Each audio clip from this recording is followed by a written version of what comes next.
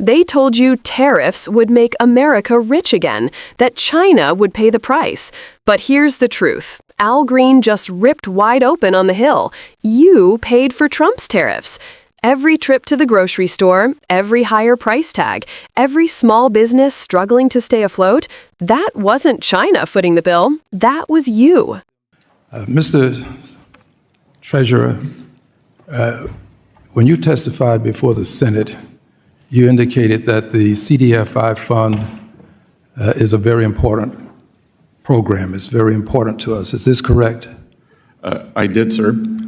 And is it true that you would not agree that it is a woke program, it has cultural Marxism associated with it, and that it is abused? You wouldn't agree with that, would you? Sorry, I think the CDFI fund is performing its statutory functions as required. So you would not agree then that it's woke? Is it statutory function to be woke? I've never seen that in the statute, sir. Okay. What about Marxism? Is that associated with it in the statute? Again, sir, I've never seen that. Okay. Now, given that the president desires to cut into this program, you're the Secretary of the Treasury, what are you going to do about it to protect it? Sir, the skinny budget does propose a new $100 million award program that will provide access to affordable financing. Does that take care of the many billions that we put in, $12 billion to support the CDFIs? That's a lot. It's quite a distance from the $12 billion, sir. What are you going to do about it? Look, I understand. Do you advise the president? Sorry? Do you advise the president? I advise the president on a wide range of matters. Is this considered a part of a wide range of matters? Would you advise the president that he shouldn't cut these funds? I look forward to working with you and the committee to ensure these programs operate efficiently for taxpayers. What about efficiently for taxpayers and efficiently as a result of them being in place to do so? If you don't have the money, they can't be efficient. They can't serve taxpayers if you don't have the money. 61% of these programs are in Republican districts. Is there a question? Yes, it is a question in the sense that I'm asking you to suggest to the president that this is important and that you not cut it.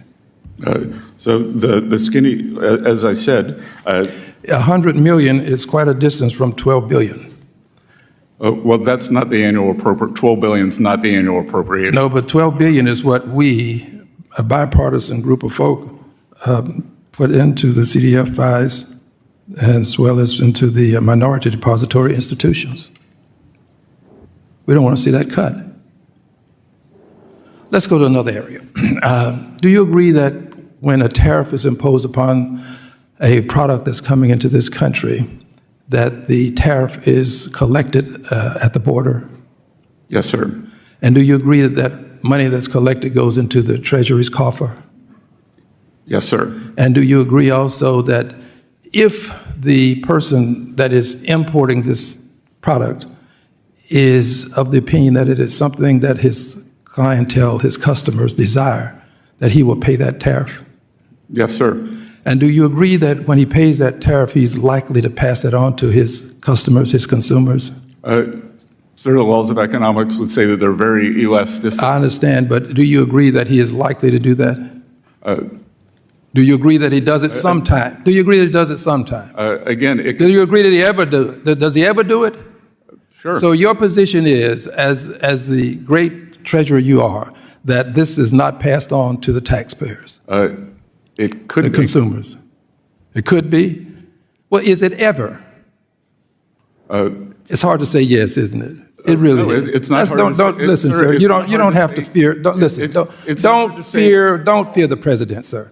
Is it ever passed on? Have you ever heard of this tax money being collected and passed on to the consumer to pay? Have you ever heard of that? Well, the most recent studies from... Okay, let's go on to this point. I have a better point to make. Excuse me, I'm reclaiming my time. I have a better point. Listen just a second. I only have a little bit of time. And when it goes into the coffers, that money is then going to be a part of the tax dollars that can be accorded to persons in terms of a tax cut. Is this true? It's part of the overall. Yes, it is true, which means that the consumer, the person who pays that tax, this tariff tax, when he makes that purchase, is going to put his money in your coffer, our coffer, and then the president later on can say, you got a tax cut, but it's really the money that the consumer has put into your coffer. That is true. I yield back. This exchange between Congressman Al Green and Treasury Secretary Scott Bessent may seem like another tense moment in a long congressional hearing, but it actually cuts to the very heart of economic truth and political manipulation in America. When Al Green pressed Bessent about tariffs and told him, "Don't fear the president," he wasn't just questioning fiscal policy. He was calling out how fear, misinformation, and political loyalty distort the truth and hurt ordinary Americans. Let's unpack what just happened and why it matters. For years, Donald Trump sold tariffs as a bold, America-first economic weapon. He told his supporters that tariffs on China, Mexico, and others would make them pay, that foreign countries were footing the bill for America's prosperity. It was a talking point that played well on campaign stages and cable news soundbites. But what Al Green exposed here, in simple and direct terms, is that this was never true. The economic reality is brutally straightforward. When the U.S. imposes a tariff, it's American importers and eventually American consumers who pay that cost. Those costs get built into the price of everything from clothes to electronics to groceries. It's not China or Mexico paying for it, it's you at the checkout counter. And when that money gets collected at the border, it flows into the U.S. Treasury. It becomes government revenue, a revenue stream that politicians like Trump later point to as tax cuts or surpluses. What Green was saying, in essence, is that this is a financial illusion.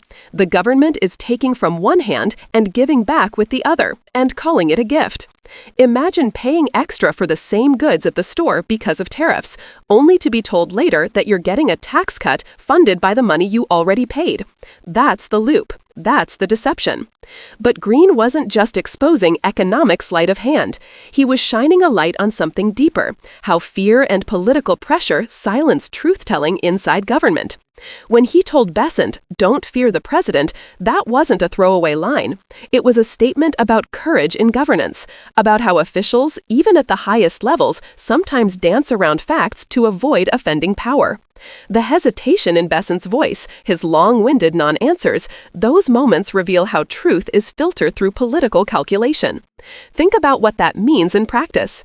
Economic policy in this country, especially under Trump, wasn't about protecting working families or small businesses. It was about optics, about appearing strong, about selling a story of economic patriotism, even when the policies themselves made life harder for the people they claimed to protect. Tariffs were a hidden tax on the middle class, the poor, and especially on communities of color, communities that already spend a higher share of their income on basic goods. Green's exchange forces us to look at that imbalance, because every tariff dollar collected didn't just raise prices, it deepened inequality. The wealthy could absorb it. Corporations could pass it on. But working-class Americans had no such buffer. And here's the painful irony. Many of those same Americans were told they were benefiting from a strong America First policy, when in reality, they were subsidizing it. And that's what makes Al Green's questioning so powerful. He's not shouting, not grandstanding, he's teaching. He's walking the witness and the audience through a basic economic principle that's often buried under political rhetoric. He's giving the public the vocabulary to see through the illusion. So when he says, "Don't fear the president," what he's really saying is, tell the truth. Because truth doesn't fear power. Power fears truth. That's what accountability looks like. It's not always flashy. Sometimes it's a simple line of questioning that reveals the machinery behind the message, how political slogans get converted into real-life consequences for ordinary people. And this is why hearings like this matter. They strip away the talking points and show who really pays when government policy gets shaped by fear instead of fairness. The takeaway isn't just about tariffs, it's about the cost of silence. When officials won't speak up, when truth becomes optional, everyday people foot the bill, literally and figuratively. If this kind of clarity and courage matters to you, if you believe Americans deserve leaders who tell the truth about where our money really goes, then don't just watch, Participate. Hit that like button, share this video, and subscribe to Liberal Lens. Because breaking down these moments, explaining the stakes, and giving voice to the truth, that's how we build a more informed and empowered democracy. What Al Green did here wasn't just economic oversight, it was moral oversight. He reminded us that in politics, truth-telling is still a radical act.